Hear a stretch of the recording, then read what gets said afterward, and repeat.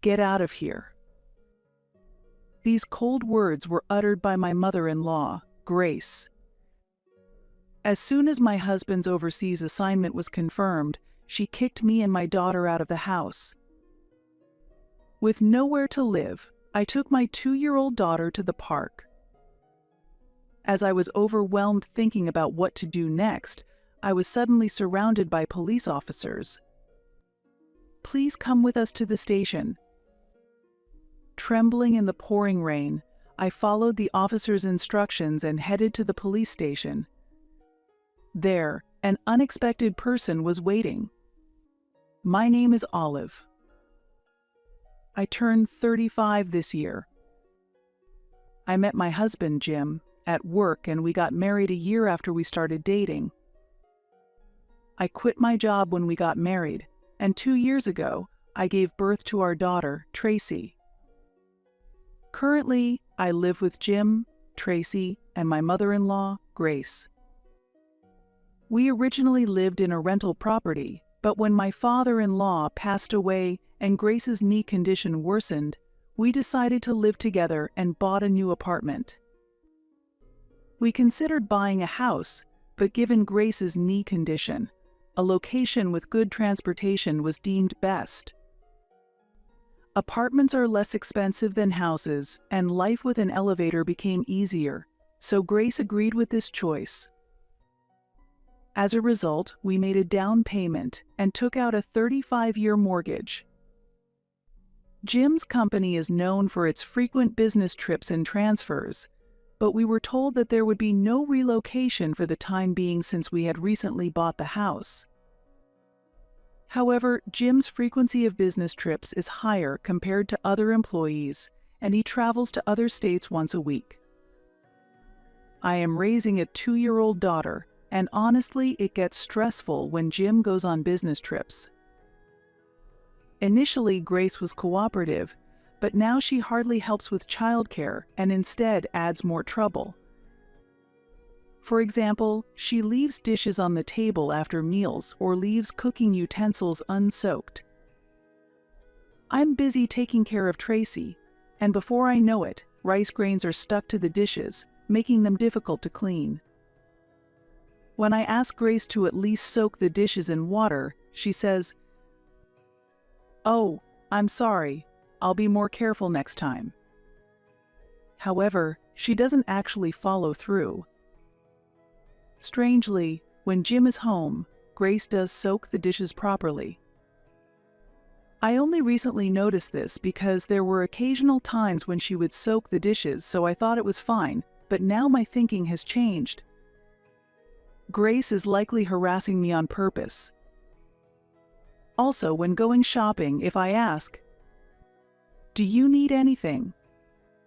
she responds, "No, I don't need anything special right now." But when I get home, she says, "Actually, I need something for tomorrow's hospital visit." This doesn't happen just occasionally, it's quite frequent. Grace has bad knees and moving is difficult for her, so I wanted to support her as much as possible, but lately, my willingness to help has been waning. I've considered discussing this issue with Jim. However, considering how busy he is with work, I feel reluctant to burden him further. Grace's harassment began not long after we started living together and has been going on for several years. When I confided in a friend about this issue, she advised, "That sounds like typical mother-in-law bullying. If it's tough, why don't you talk to your husband? He might be able to do something." I was concerned that if I brought up the issue with Jim, the lonely Grace might end up in a facility. Initially, I thought enduring this might be better for Grace. However, a certain event later changed my mind. That day, I was supposed to leave Tracy at my parents' house. My parents adore Tracy and sometimes have her stay over. "Thank you always. We always look forward to you bringing Tracy over." "Really, that's true. Why don't you stay over too, Olive?" "I'd love to stay, but I'm worried about leaving Grace alone, so I'll go home today. I'll come to pick her up tomorrow. Please don't buy her too many toys." After a delightful time, I decided to head back to the apartment where Grace was. Upon returning to the apartment, I realized something significant. I realized I had forgotten the house keys.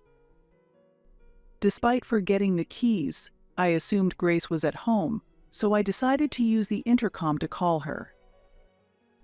I entered the apartment number and called, but there was no response. Maybe she's gone out. With that thought, I decided to wait outside the building for a while. However, there was no sign of Grace returning. About 2 hours passed. It was after 7 p.m., and it had become completely dark outside. Fortunately, I saw other residents returning home, so I waited for the auto lock to open and followed them into the entrance. It was rare for Grace to go out late at night, so I was certain she must be at home, and I pressed the room intercom again. The intercom rang, but still, there was no response. After waiting at the door for a while, I heard a click from inside. That sound meant Grace must be inside. I pressed the intercom several times, but Grace did not respond in the end. Eventually, I spent the night at a nearby business hotel and decided to return home the next day when Jim came back from his business trip. "Oh, what happened? Did you go shopping?" Actually, that's when I decided to confess to Jim that I had been kicked out of the house by Grace. Jim was angry on my behalf, but Grace, pretending to be hard of hearing, said, "Oh, is that so?" I couldn't hear very well, while seemingly trying to suppress a laugh. Finally, after entering the house, I took the keys and went to pick up Tracy, who was staying with my parents. When I explained the situation to my parents, they said, "That's clearly harassment. If it gets too tough, you can always come back home." "Really, you can always come back to us," my parents said, offering words of encouragement. I couldn't help but tear up at my parents' words, but since Tracy was there, I quickly wiped away the tears and returned home. For a while after that, there was no harassment from Grace. However, the peaceful days didn't last long, as suddenly Jim's overseas transfer was decided. A transfer? Isn't it just a business trip? Yeah, I can't believe it's an overseas transfer just after we bought the house. What should we do? I think it's better for you and Tracy to stay in the US, but can you get along with Mom? I couldn't answer Jim's question immediately. However, considering that living abroad could be stressful for Tracy, I decided that my daughter and I should stay in the US. Shortly after the overseas transfer was confirmed, Jim departed for Japan. He was worried about us, but perhaps because he was busy with work, he didn't have much time to think about us. And so, a new life began for Tracy, Grace, and me. As expected, living with Grace did not go smoothly. Her attitude changed completely right after Jim left. On that day, a hurricane was approaching, and it was raining heavily outside. It was a dangerous downpour that made it difficult to go outside. Amidst this, Grace made an unbelievable suggestion. "Now that Jim has gone overseas, could you please leave this place?" "What do you mean?" "Just that. I will take over this house, so you don't need to stay here anymore. I can't relax with other people around. Please leave soon." I was shocked and doubted my ears. Indeed, we are not related by blood. But I had tried my best to live comfortably with each other, and I had treated myself as a member of the family. However, perhaps to Grace, we were just insignificant. "As time is passing while we talk, please leave quickly. Urged by her, Tracy and I were hastily kicked out of the house. No matter how many times I knocked on the door, Grace did not respond. Desperate and holding Tracy tight, I walked to the nearby park in the pouring rain. The park had a roof, so I thought it might provide some shelter from the rain. Ideally, staying at a business hotel or going back to my parents' house would be best, but I had left my wallet and smartphone at home. Sitting in the park, I deeply contemplated what to do next. I had no idea how much time had passed in the torrential rain. Amid the freezing cold, sleepiness began to overtake me. The sky was getting darker, and despite it being summer, I feared I might catch a cold if things continued this way. The situation was dire, but I had no choice but to walk to my parents' house. However, it would take about 3 hours on foot to get there. As I pondered what to do, I saw 2 lights approaching from a distance. Thinking that asking for help might resolve the situation, I was about to call out when a police officer spoke to me first. "Are you Olive? And is this your daughter Tracy?" Surprised that the police officer knew my name, I weakly responded, "Yes, that's correct." The officer said, "Could you please come to the station?" I wondered why I needed to go to the police station, but it seemed there was a reason. Following the officer's urging, I got into the patrol car. Tracy and I were shivering from being out in the rain for a long time, but the officer had prepared large towels for us. "These might not be enough, but please use them. We have clothes for you to change into once we get to the station." He kindly handled the situation. Wondering why the police knew about me and why we were being taken to the station, I asked, "Why do we need to go to the station?" However, he replied, "I'll explain the details once we get to the station. Please rest for now." Hearing this, and reaching my limit of fatigue, I realized upon waking that we had already arrived at the station. Following the officer inside, I saw Grace and my uncle there. "Uncle, why are you here?" Jim asked me to. He was worried that Grace might be giving you a hard time while he's abroad, so he asked me to keep an eye on things. According to my uncle, Jim had been concerned about this issue for a while, and, unable to address it from overseas, had asked him to monitor the situation. Today, after spotting me in the rain, my uncle deemed the situation abnormal and called the police. My uncle informed the police of our location, and they came to pick us up. Grace was also asked to come to the police station. Sitting on the sofa, Grace looked at us unhappily. "Why do I need to be here? My knees are bad. None of this would have happened if Jim were here," she complained, seemingly oblivious to the gravity of the situation. Grace had her perspective, but this was something Jim had arranged through my uncle. After consulting with the police, it was determined that the incident could have legal implications. The suggestion that a lawyer should be hired was also raised. "A lawyer? Isn't that a bit much? All I did was lock the door. I didn't do anything else." "Do you really understand the severity of what you've done? You threw out Olive and her young child into a torrential rain. That's not acceptable." My uncle stood up for us. He then revealed, actually, Olive is the owner of the house. That can't be right. Jim, the head of the house, is the owner. Now that Jim is gone, I'm the owner. Grace still believed Jim was the owner, but that wasn't the case.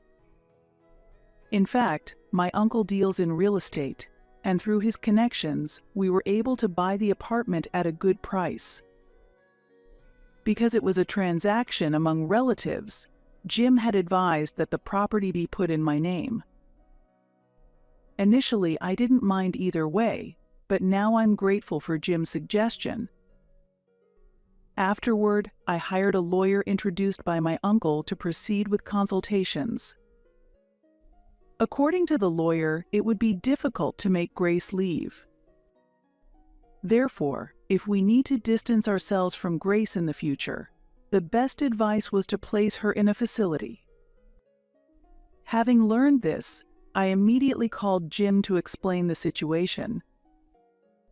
Jim had not expected the situation to escalate this far and said he would return to the U.S. to discuss it thoroughly. He is also considering the possibility of placing Grace in a facility. Meanwhile, for some reason, Grace was inside the police station, unconcerned and eating donuts. Since we cannot continue living with Grace, Tracy and I decided to temporarily take refuge at my parents' house until Jim returns. Jim will return from Japan in a week, so we need to decide our next steps during that time. If Jim does not support me, divorce may become one of the options. During this time, I regretted not sharing the problem sooner. 1 week later, Jim returned from Japan. Since he was at home with Grace, I moved back from my parents' house to our home. Jim had to return to Japan urgently, so he could only stay in the U.S. for a few days. During this short time, we needed to discuss what to do. I heard from Uncle, but is that really true? That's not true at all. It's all made up. I haven't done anything, and Olive is trying to get rid of me. Grace did not want to admit any fault and accused me of trying to oust her. Jim seemed to be listening to Grace's side while considering my position. Understood. But do you have any concrete evidence that Olive is trying to do something? Evidence? There's no such thing. I see. Do you have any evidence, Olive? Honestly, I haven't been very attentive to the family because of my work. That's why I can't immediately believe anyone's words. I'm sorry. To that, I handed him something. What is this? What I handed to him was a voice recorder that I always carry with me. I had been recording Grace's remarks on this voice recorder on a regular basis. Not only the incident when she kicked me out, but also her usual verbal abuse was recorded on it. When Jim played the voice recorder, Grace's voice came through, saying, "Truly a useless daughter-in-law. Why did Jim ever marry such a woman?" Hearing this, Grace hurriedly began to make excuses. This is different. Doesn't everyone get irritated sometimes? I was just in a bad mood at that moment. That's all it was. Grace claimed this, but the voice recorder continued to play more of her abusive language. There were so many instances of abuse that not all of them had been recorded. As the audio played, Jim's hands were shaking as he held the voice recorder. Grace had a clearly disturbed expression on her face. "Mom, what is all this about?" Despite hearing Jim's question, Grace remained silent. Your silence means you admit this is true, right? Then, I have a responsibility to protect Olive and Tracy. You understand that, don't you? I had never seen Jim angry before. Confronted with Jim's anger, Grace was frightened and stood there speechless. Before Jim returned to the U.S., several discussions took place. I firmly argued that it was impossible for me to live with Grace in the future. I couldn't bear the possibility of such situations happening again, especially not with Tracy's safety at stake. Jim agreed on this point and considered placing Grace in a facility. However, Grace strongly objected to being placed in a facility, and the discussions were difficult. That's fine, but I've decided to sell the house. So you can't live here. If you don't go to the facility, you'll need to find somewhere else to live. How dare you decide this on your own? I won't allow you to sell the house. Grace was opposed to selling the house, but it was an unacceptable demand. This was because Tracy and I had decided to move with Jim to Japan. Jim regretted not having spent enough time with his family and promised to value our time together more from now on. Although there was some resistance to living abroad, having Jim by our side provided a sense of security. Moreover, for Tracy, who is only 2 years old, it would be a great opportunity to learn a new language in a new environment. Therefore, we had no choice but to sell the apartment, which still had a mortgage remaining. We could have kept it, but I couldn't leave the mortgage payments to Grace. She was living on a pension, and considering her future needs, she thought she needed someone else's support. Grace was not convinced until the end, but we decided to place her in a facility almost forcibly. Jim said, "I'm sorry, but I need to return to Japan. Could you handle the procedures in the US?" And then he went back to Japan. With support from those around me, I completed the procedures to place Grace in the facility. Grace regularly receives updates from the facility, but she seems to be quite down. Not only is she lacking energy, but she also tends to cause trouble with other residents, making things complicated.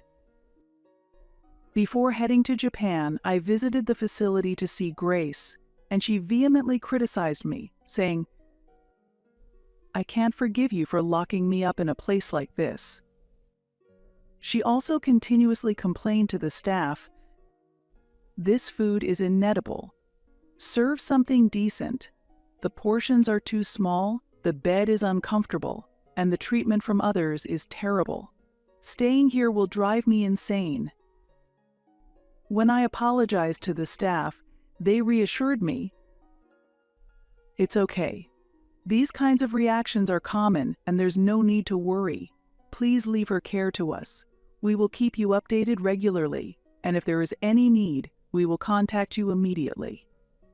The staff were extremely kind.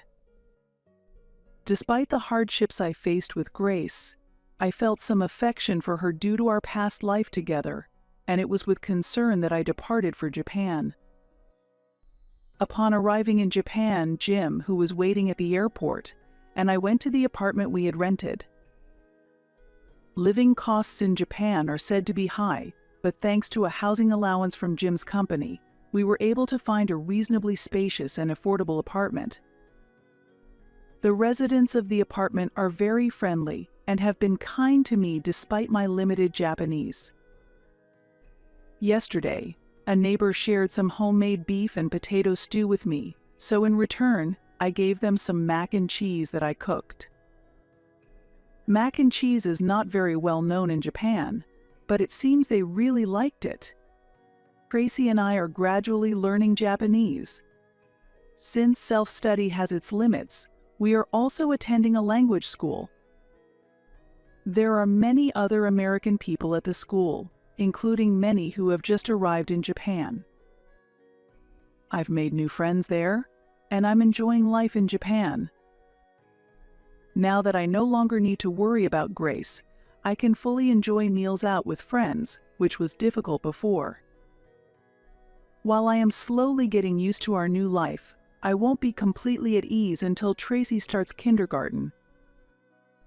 In Japan, children generally start kindergarten at the age of 3, so I hope to have her learn Japanese by then. Fortunately, Tracy has a good learning ability and is gradually picking up Japanese. By the time Tracy starts kindergarten, I am also hoping to start working.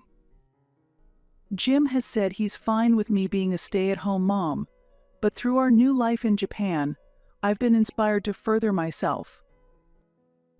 Living amidst Japan's rich culture has boosted my self-esteem, and made me want to discover new aspects of myself. I've become friends with the staff at a local cafe, and they've invited me to work with them. The cafe is popular with American customers, but many local patrons are also studying English. Life in Japan might still present challenges, but Jim has become more proactive in communication. I've also become better at expressing my own opinions, and I believe we can overcome any difficulties as a family. Currently, I feel the happiest I've ever been in my life. Rosa, you're the wife, so from today you will live in this house and take care of Mom with me. That's right, you should take care of me. I'm weakened by the loss of my husband. If you resist, I'll make sure you and my son get divorced. Despite her supposed frailty from mourning her late husband, my mother-in-law spoke with surprising vigor. Normally, one might be shocked and disturbed by this situation, but I was completely calm. This was exactly as I had anticipated, and I had already been planning to distance myself from this family and making future plans with my sons. With a firm stance, I declared, "Then I'll quit being your daughter-in-law and claim $220,000. Dwayne and I will leave the house. If you are going to live with your mother, Louis, first make sure to pay me back half of the $200,000 I put down to buy this house." What? Furthermore, with the support of my sons, I resolved to teach this capricious family a lesson. I, Rosa Anderson, am a 45-year-old married woman of 20 years, balancing my career and parenting. I'm a working mother. My husband, Louis, had been a senior colleague when I was a new employee, teaching me how to work carefully. We had worked in the same department for 2 years, handling many projects together. When he was about to be transferred, I was scheduled to move to a nearby branch, but just before that, he made an unexpected confession. "Actually, from the first day you came to the company, I've always been interested in you, but seeing each other every day, I couldn't find the right moment to say it. Would you consider dating me?" Upon hearing his words, I hesitated for a moment. This was because of the several odd rumors I had heard about Louis over the past 2 years. According to his colleagues and close work friends, Louis had a very close relationship with his family, which sometimes gave others a sense of discomfort. Concerned about whether this mommy's boy relationship was truly harmless, I cautiously asked him about it. Louis, you live at your parents' home, right? If we date and I work late and come home late, you wouldn't be unhappy, right? And if we get married, there's no chance we would have to live with your parents, right?" To my casual inquiry, Louis responded with an unexpectedly pleased look. "Ah, does that mean you really understand my family situation? That makes me happy, but please don't worry. Even though I live at my parents' house, I have no intention of living with them even after we get married." Louis's response caught me by surprise. His words conveyed a clear vision for the future, which gradually alleviated my anxieties. I felt there was some misunderstanding there. However, at that time I lacked the courage to correct him and ended up accepting the misunderstanding as a temporary basis in order to start our relationship. Although I agreed to the relationship reluctantly, once we actually started dating, I discovered that Louis was more wonderful than I had expected. There was no trace of him being a mommy's boy, and our relationship smoothly progressed into romance. About a year into our relationship, Louis surprised me with a marriage proposal, and we decided to get married. After the wedding, my in-laws were incredibly warm people, and I felt truly relieved about my relationship with them. However, right after the birth of our first child, Hector, the new parent anxiety was palpable, and sensing this, my in-laws did not visit very often, opting instead to behave modestly.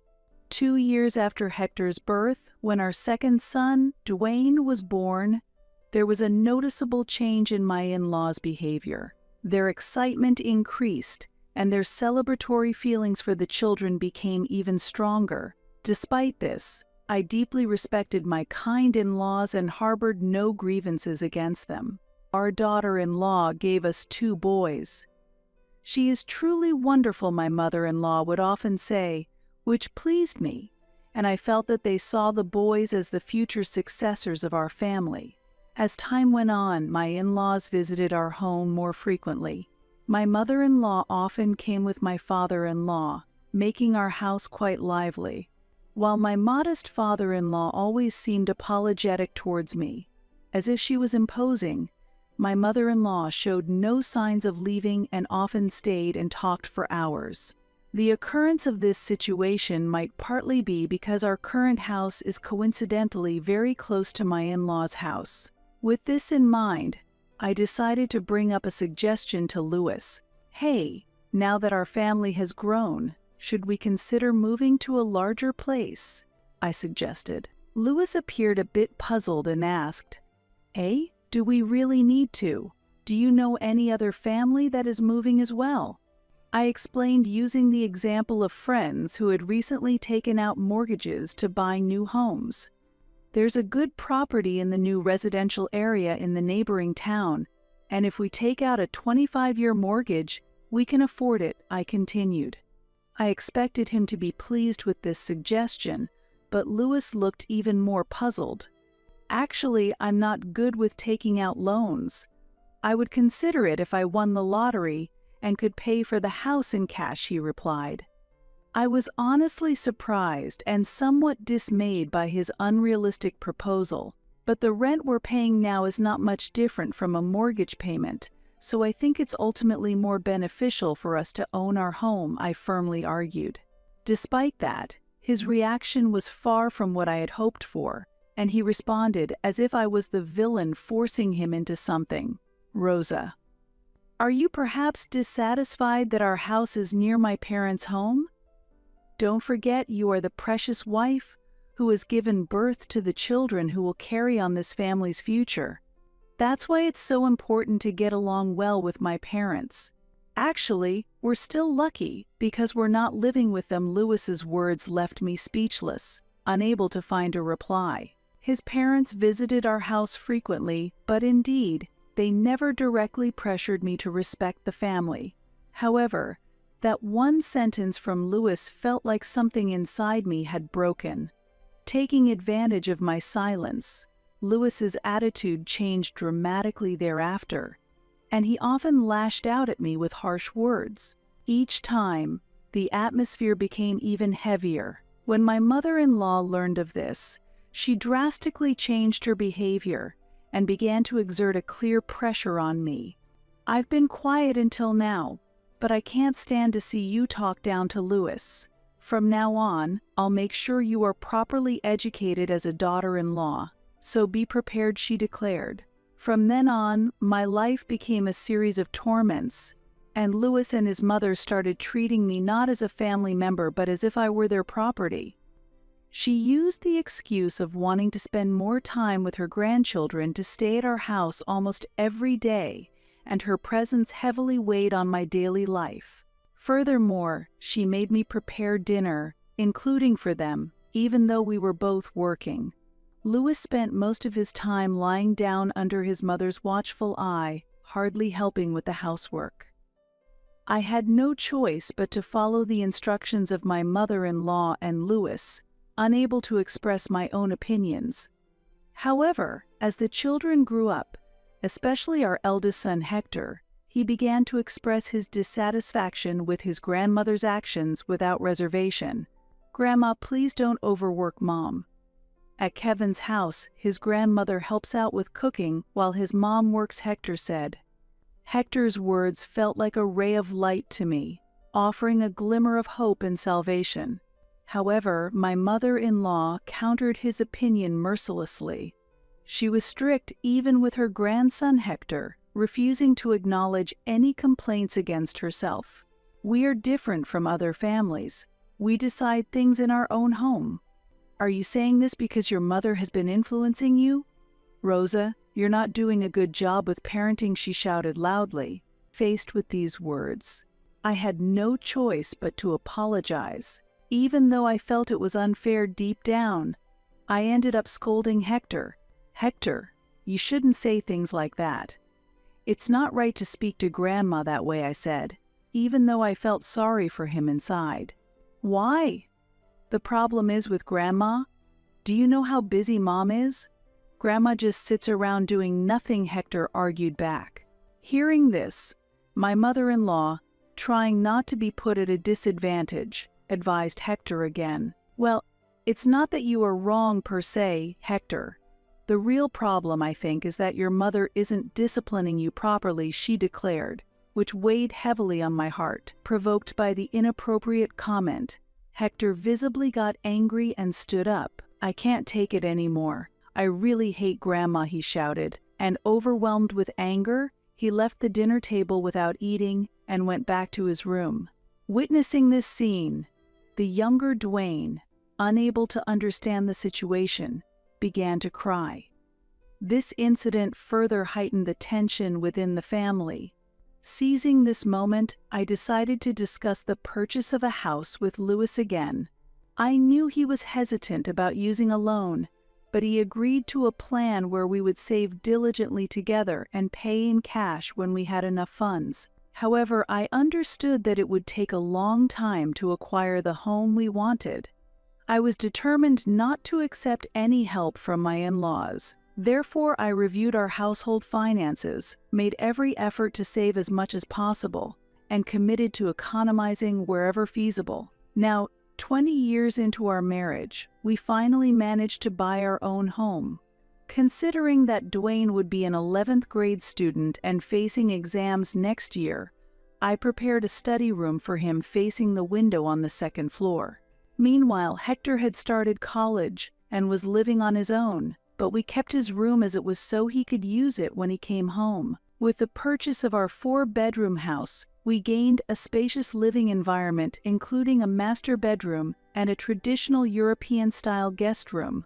The new house is at a reasonable distance from my in-laws' house, which I hoped would reduce their frequent visits. However, the peaceful days I longed for were short-lived. Especially on weekends, the situation became unexpectedly complicated. Without consulting me, Louis would decide on his own to pick up his parents by car and invite them over to our house. As a result, my in-laws began visiting almost every weekend. This ongoing situation led me to question myself, why did we even bother buying our own home?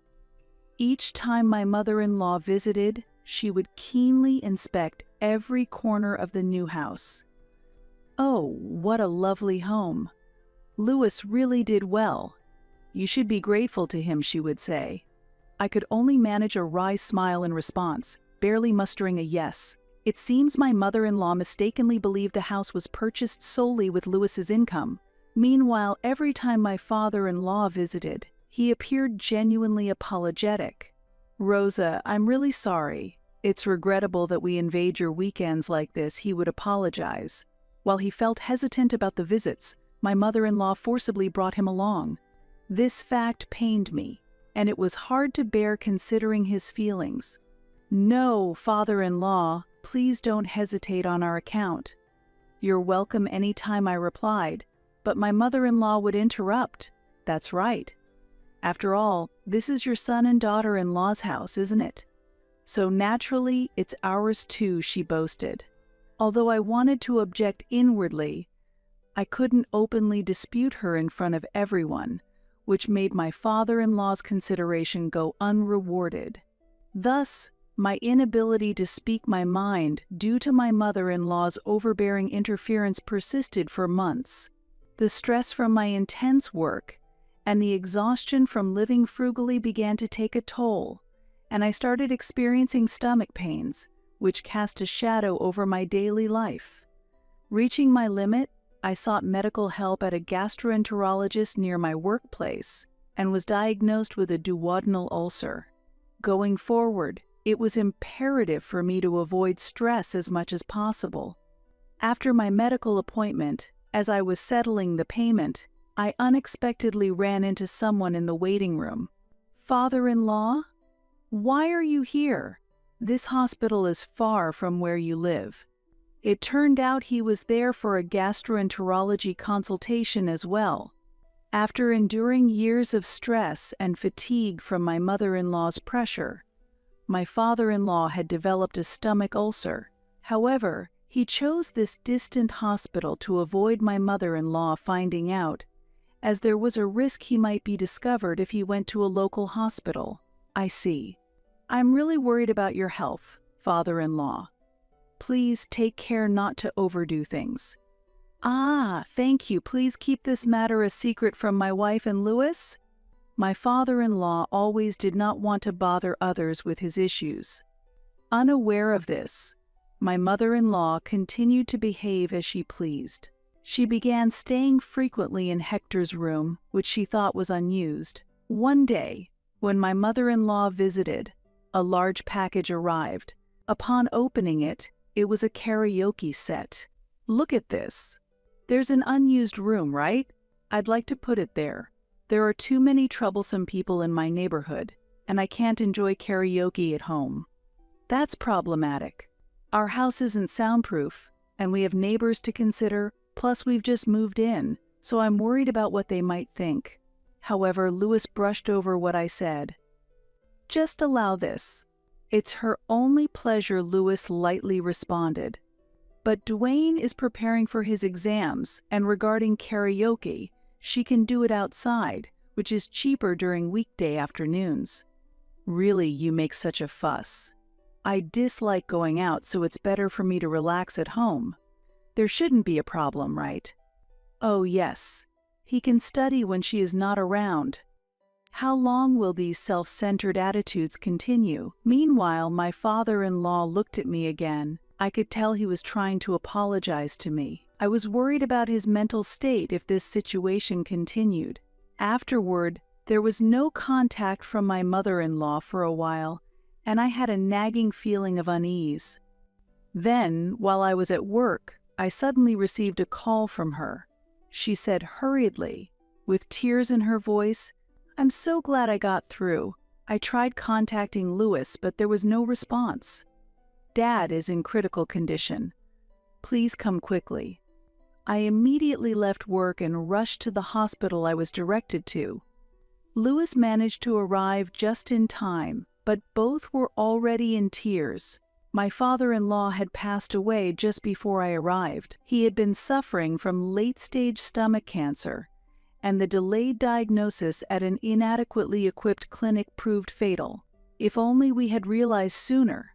I couldn't stop my tears either. Afterwards, my mother-in-law seemed devastated, yet she came as if nothing had happened. At that moment, Louis made a shocking proposal without consulting me. "Rosa, you are the daughter-in-law, so from today you will live in this house and take care of Mom." "That's right, you should be the one taking care of me. I'm weakened by the loss of my husband. If you resist, I will make sure you and my son get divorced." Surprisingly spirited, despite supposedly being weakened by my father-in-law's death, my mother-in-law insisted on this arrangement.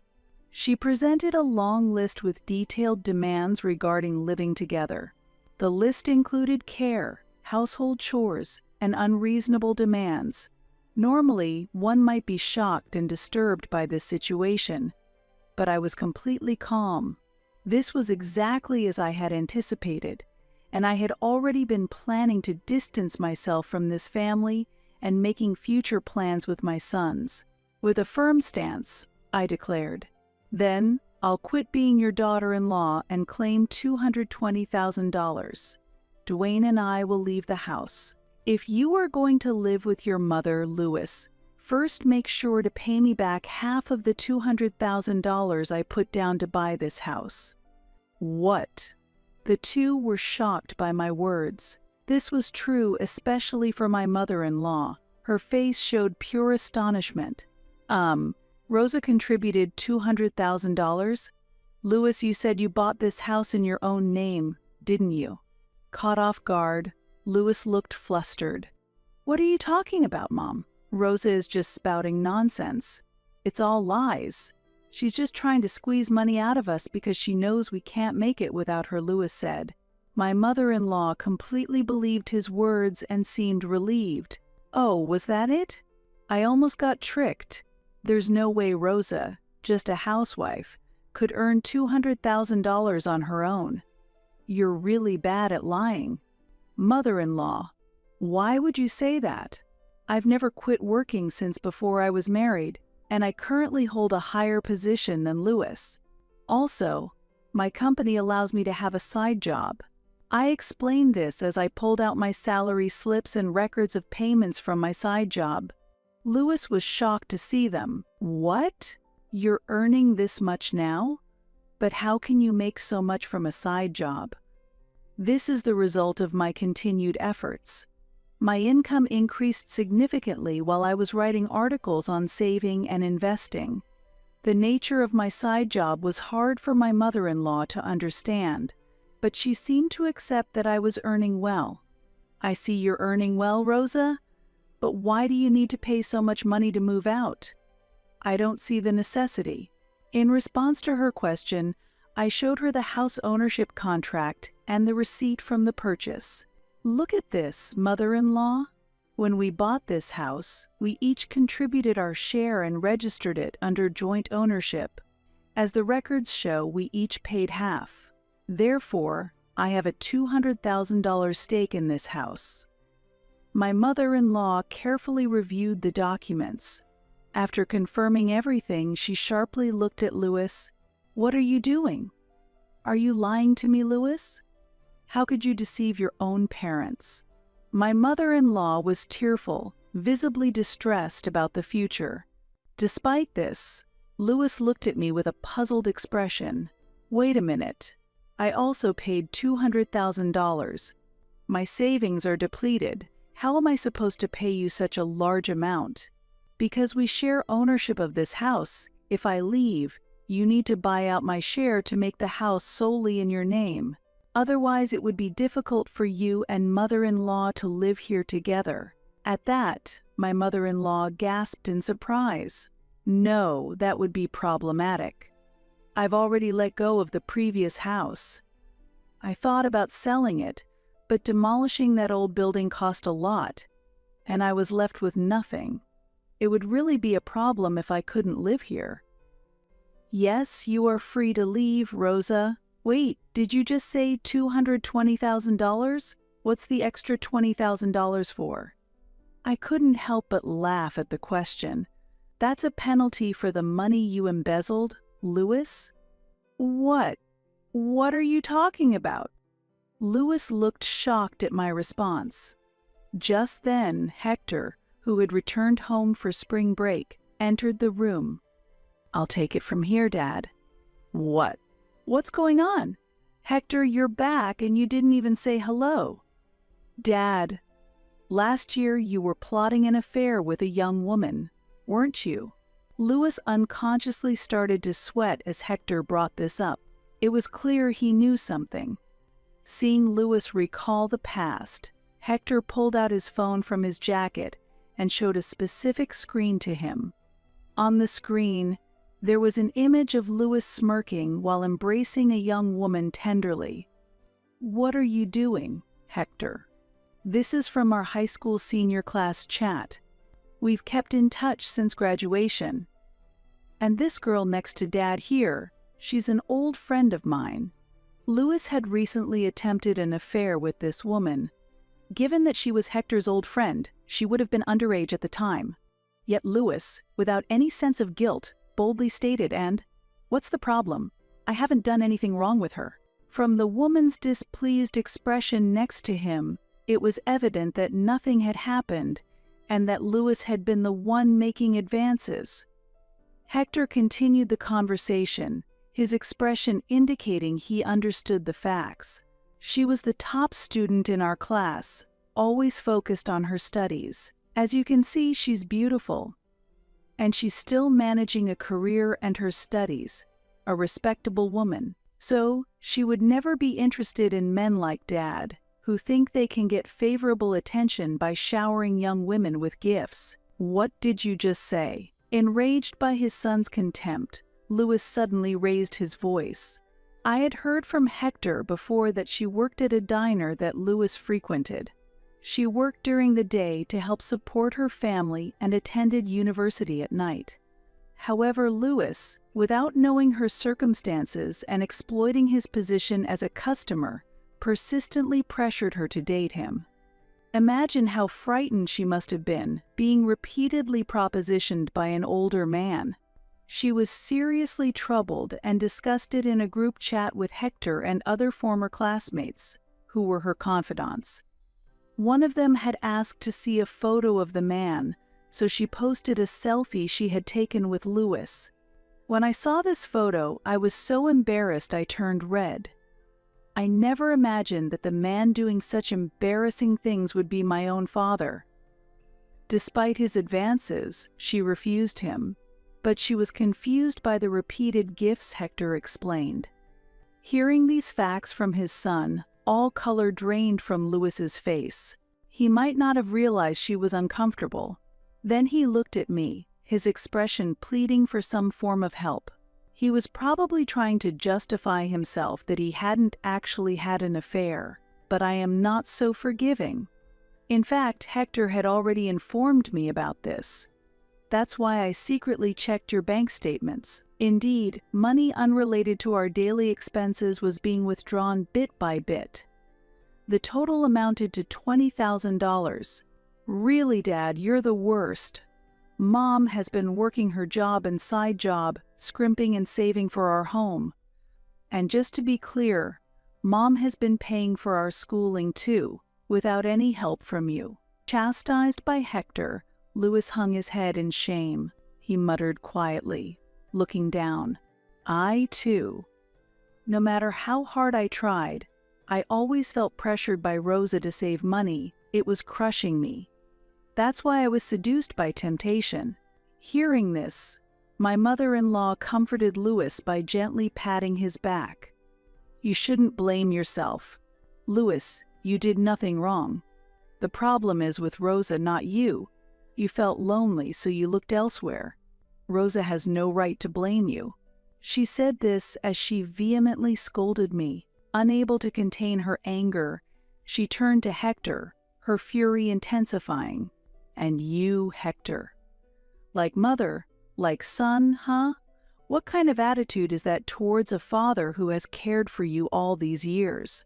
You've been spoiled since you were a child, always acting so high and mighty, and you're far from endearing.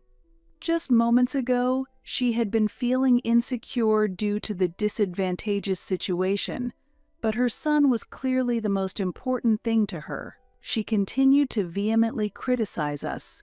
However, no matter how much she resisted, the truth wouldn't change. I had a lot more I wanted to say to her. Mother-in-law, are you not the one who is truly unsuitable as a wife to your late husband? What? What are you saying? Taken aback by my sudden question, she stared at me in shock. At that moment, I remembered the gentle face of my father-in-law, and tears spilled over. With desperation, I let all my sadness pour out to her. Father-in-law. He endured without saying a word about your arrogance. Still, he didn't want to worry you and silently went to the hospital. He had an ulcer, but if he had received treatment at a better-equipped hospital, mother-in-law, if you had been a little more compassionate, his cancer might have been discovered earlier. Her face gradually turned pale. So, it's my fault he died so soon? No, that can't be. No. She cried out and collapsed into tears, covering her face with her hands. Watching this, Lewis comforted her by gently rubbing her back. Are you okay, Mom? Rosa, why would you say such a thing? Dad's death was due to illness. It's not Mom's fault. Stop it, Dad. Responding to the heated argument, Dwayne emerged from the living room. He had been tidying up around the house. What's going on now, Dwayne? I hear you've been slacking off on your studies recently. Have you given up on going to college? I haven't given up, but after finishing high school, I plan to work first before going to college. I love Mom, but I don't want to live depending on her like someone else." Dwayne's determination was firm, but Lewis and my mother-in-law frowned at his words. "Is this your doing too, Rosa? Always looking down on your father? Really, none of the grandchildren in this family have been raised right, not a single decent one among them. Is it wrong for me to pursue my education? I don't want to be an adult who depends on his parents forever like Dad." Lewis was left speechless by this remark. My mother-in-law muttered in disbelief, "I can't believe this," clearly unable to argue any further. Dwayne had grown up witnessing his grandmother come to the house and spoil Lewis. He had decided long ago not to follow in his father's footsteps. So when I discussed the idea of leaving Lewis and moving out, Dwayne had said, "Then I'll go with you, Mom. It might be tough until I graduate from high school, but after that, I'll work and pay for my own college tuition. So Mom, don't worry about me." Despite my worries about the unstable influence of their father, both children had grown up strong and independent. Lewis looked at Dwayne with a disdainful eye, accusing him of being impudent. However, no matter how sternly he glared, he was no longer able to raise his voice. Dwayne was preparing for us to move out while everyone else was arguing. When Lewis realized that we were ready to leave at any moment, he finally broke down. "Well, if you're leaving the house, that's one way to go. But it's not feasible for me to pay for your share in one go, Rosa. Please, if you can settle it with monthly payments, I'd like to transfer the house to my name." My mother-in-law, witnessing the scene, also broke down. "I beg you to. I can't have a peaceful life if things stay as they are," she pleaded, breaking down in tears. In the end, I agreed to accept monthly payments from Lewis, and Dwayne and I left the house. The $20,000 Lewis spent on the young woman was included in the monthly payments as part of the divorce settlement. I also proceeded with the divorce papers. However, our departure was a major blow to Lewis and his mother. Lewis had never once done any cleaning or laundry, and his mother was mostly helpless as my late father-in-law had managed most household chores. After everything had settled down, I went to Lewis's place to get him to sign the divorce papers. However, when I visited, the house was already a mess in less than a week, with trash overflowing both inside and out, and a foul smell that required me to cover my nose even before entering the doorway. This situation has evidently become a nuisance to the local residents, and not merely because of the trash. My former mother-in-law appears to still be indulging in her karaoke sessions. Even when I visited, I didn't see her, but her singing was resonating loudly. It seems inevitable that complaints from neighbors would arise if this continues. Indeed, I found a note in the mailbox written in large letters, "Stop singing karaoke at home. It's noisy." The provocative message was surprising. Despite the warnings from neighbors, it appeared that my former mother-in-law was not inclined to stop her karaoke sessions. After the divorce was finalized, I had to visit Lewis's house again because, over the past few months, his repayments had ceased, and I needed to press him about it. However, upon arriving, I found the house empty and in a worse state than before, resembling more of a garbage dump.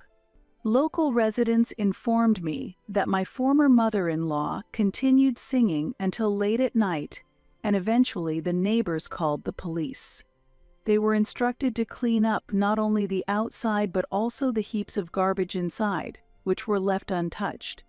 Due to their weak connections with the community, nobody knew exactly when the two had left. It was rumored in the neighborhood that they might have fled overnight to avoid paying for garbage removal or to dodge the police. Attempts to contact them were fruitless, suggesting that they might no longer be able to afford their cell phone bills. In an effort to prompt payment, I visited the branch where Lewis had worked, only to discover that he had resigned about 6 months ago. Further investigation revealed that Lewis had been involved in multiple break-ins and thefts and had been arrested for these crimes. However, the whereabouts of my former mother-in-law remained unknown. Recently, I spotted something resembling a makeshift hut made of cardboard by the river. At night, I could hear a woman singing loudly from it, which might be her. Still, it might be best to avoid further involvement with her. Ultimately, I decided to write off the payments from Lewis. Hector, who is now in his senior year of college, has already secured a job and is currently focusing on part-time work. Hector has recently started dating a new girlfriend. She is the same woman Lewis once pursued, who was Hector's former classmate. She is a strong, independent person who always tries to solve problems on her own and strives not to burden her family. Hector apologized to her for the trouble his father caused her in the past. Perhaps it was his sincerity that attracted her. After graduating high school and starting work, Dwayne decided to enroll in the night university that Hector's girlfriend attends. Now that their parents have separated, he is eligible for financial support for his tuition, but he wishes to achieve as much as he can on his own. A few years later, Hector's wedding was set. He and his girlfriend have already built a good relationship, and she suggested we live together once they get married, but I declined. I believe it is better for parents and children to live independently, to avoid unnecessary concern for each other. I explained this to her and told her, marriage is about supporting each other, and it's important to work together as a couple. If you ever need help, you can always rely on me. She responded with tears in her eyes, "Yes, thank you." I am truly happy to see Hector surrounded by wonderful people, and am incredibly satisfied seeing how well my sons have grown. My own income is stable, and I have had no financial troubles following my divorce from Lewis. Now that the challenging phase of parenting is over, I plan to find new hobbies to enjoy more of my personal time.